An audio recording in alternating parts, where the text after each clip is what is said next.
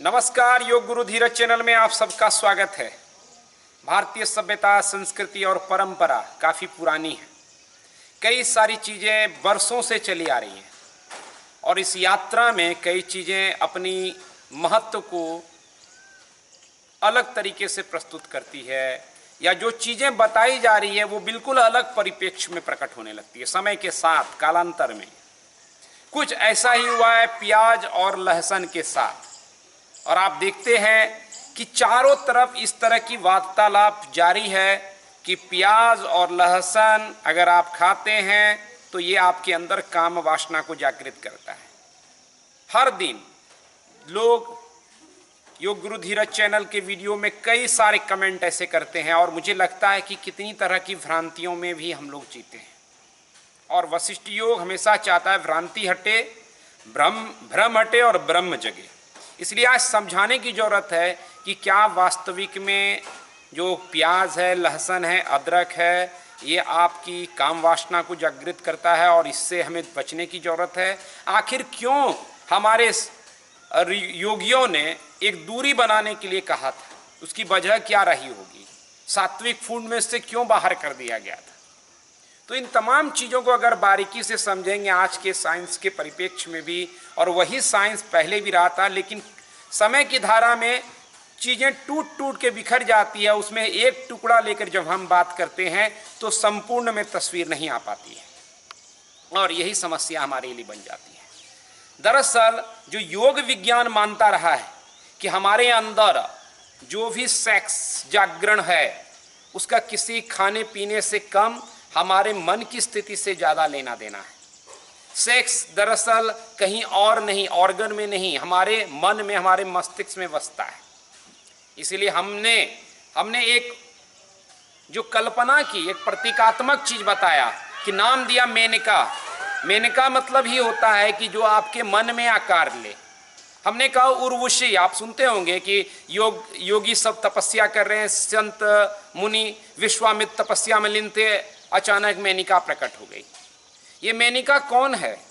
ये आपके ही मन में आकार लेने वाली आपकी वासनाएं हैं, इच्छाएं हैं, कामनाएं हैं, उसका कहीं बाहर से कोई लेना। उर्वशी यानी उर मतलब हृदय में जो वसीरत वह वास करता है, तो उसका कहीं और बाहर से आने से कोई लेना देना नहीं, आपके मन के अंदर ही उपज होता है। पहले के लोग अच्छे थे, वो स्वीकार करते थे। विश्वामित्र जैसे महर्षि, उनके अंदर भी तपस्या के दरमियान कामना का जागरण होता है, तो वो स्वीकार करते हैं कि मेनका का प्रवेश हुआ हमारे अंदर। जब आप स्वीकार करते हैं तभी आप उससे बाहर जा पाते हैं। जब तक आप विरोध करते रहते हैं, विरोध जैसे स्प्रिंग को आप दबाएंगे, स्प्रिंग जैसे छोड़ेंगे, कब तक आप स्प्रिंग को दबाए रखिएगा? एक दिन स्प्रिंग जैसे ही बाहर जाएगा और ज़्यादा फोर्स से वो चीज़ प्रकट होगा। इसीलिए हमने काम को डिनाई नहीं किया, हमने काम को स्वीकार किया कि काम भी एक है। चार पुरुषार्थ में से बताया गया धर्म, अर्थ, काम, मोक्ष। तो काम यहाँ सिर्फ सेक्सुअल एक्टिविटीज नहीं थी, जिस तरह की भी इच्छा वासना मन में है, कुछ भी चीज़ जो आपूर्ति करने का हमारे अंदर भाव, वो सब हमारे अंदर एक काम है, कामनाएं। उसका गार्लिक और अदरक, लहसुन, प्याज से कोई लेना देना नहीं। थोड़े हद तक जो विज्ञान आज कहता है उसका लेना देना है। हम देखते हैं कि बुद्ध तपस्या में रहते हैं, और जब आखिरी चरण में वो पहुंच रहे हैं, जहां अब कुछ ही समय में इनलाइटमेंट घटित होने वाला था, बुद्धत्व हासिल होने वाला है। बुद्ध के जीवन की घटनाएं कि उनके चारों तरफ स्त्रियां आती हैं, नाचने लगती। कौन है ये? बुद्ध बता रहे हैं कि वो कहीं और से नहीं बल्कि उनके अंदर से ही प्रकट हुआ है। और जैसे जैसे बुद्ध साक्षी बनते हैं, साक्षी होने की कला के साथ सारी कामनाएं, वासनाएं तिरोहित हो जाती है। मट्टी में देखते हैं कि कथाओं में लिखा गया कि वो स्त्रियां गलने लगती है और मट्टी में मिल जाती है।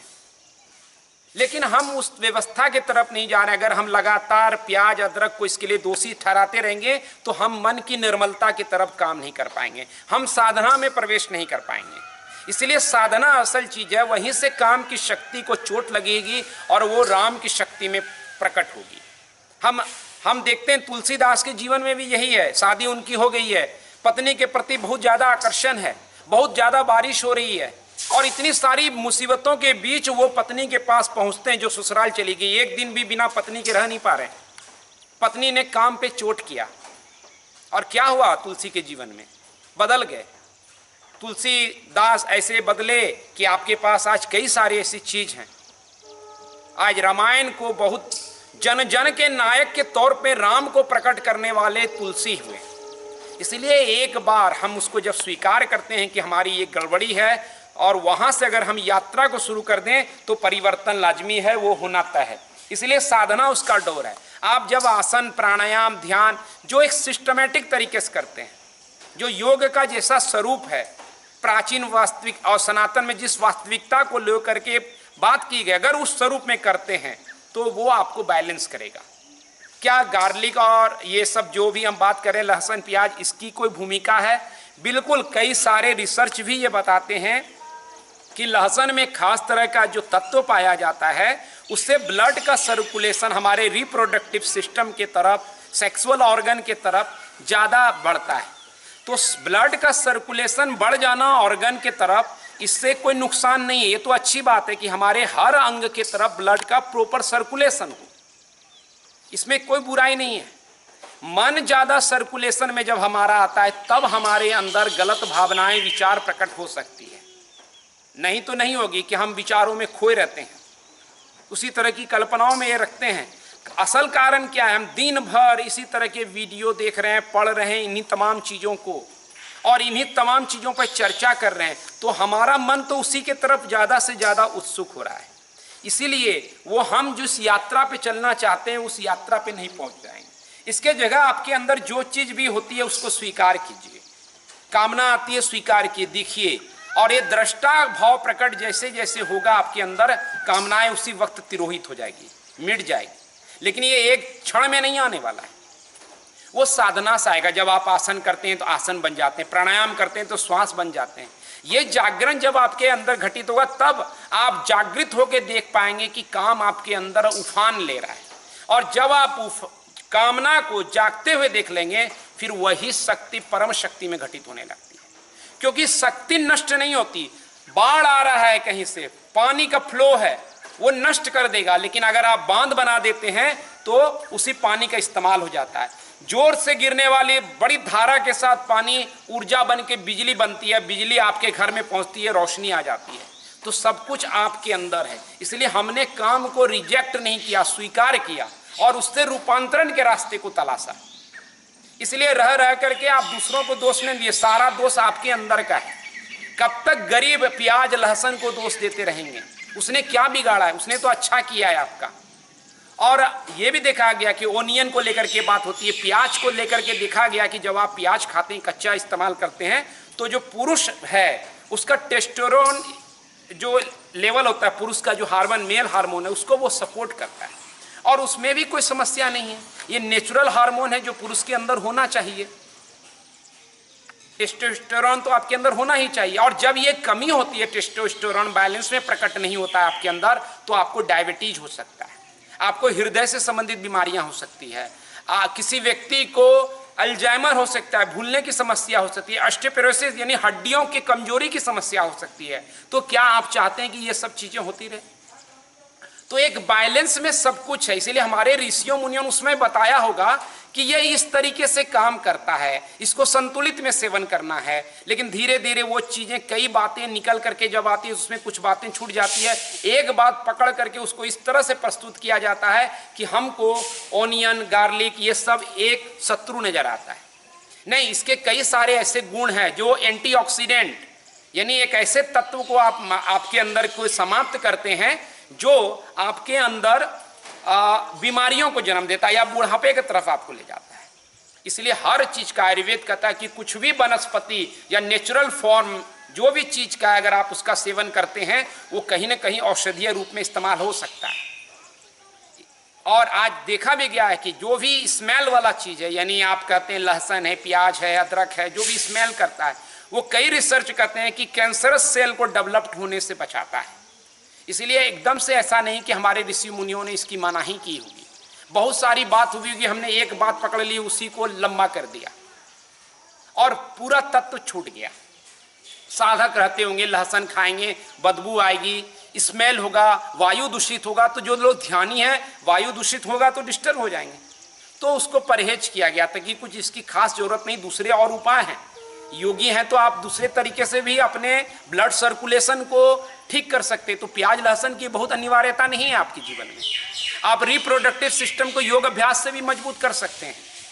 तो ऐसे दूसरे उपाय उनको पता था ऋषि मुनियों को, जो वो बिना प्याज लहसुन खाने के बावजूद कर सकते थे। क्योंकि प्याज लहसुन खाने के बाद तीसरी जो समस्या थी वायु दोष का, मुख से बदबू आने की, वो दूसरा वातावरण को गंदा कर रहा था और उससे जो लोग साधना में हैं उनको डिस्टरबेंस हो सकती थी। इसलिए अल्टरनेटिव तौर पर दूसरे चीज़ों को ज़्यादा प्रोत्साहन दिया गया। लेकिन आज के युग में जो समस्याएं जिस तरह की आ रही है, और कोई आप दिन भर ऋषि मुनि की तरह साधक तो है नहीं, सिर्फ गार्लिक और तमाम चीज़ों से आप रुकावट करके रखेंगे तो उससे क्या फर्क है। इसीलिए अपने मन की शुद्धि का कार्यक्रम कीजिए। बेकार में सिर्फ प्याज लहसुन अदरक को गाली देने से, बुरा भला कहने से नहीं होगा। एक फैशन चल चुका है, हम बता रहे हैं कि महिलाएं नरक का द्वार है। वो नरक का द्वार नहीं, आपका दिमाग नरक का द्वार है। आप उसी महिला से प्रकट हुए हैं, जन्म लिए हैं। नरक का द्वार से कहीं स्वर्ग प्रकट होगा क्या? इसलिए आप अपने आप को स्वर्ग वाला मत बताइए और महिलाओं को नरक का द्वार बताइए।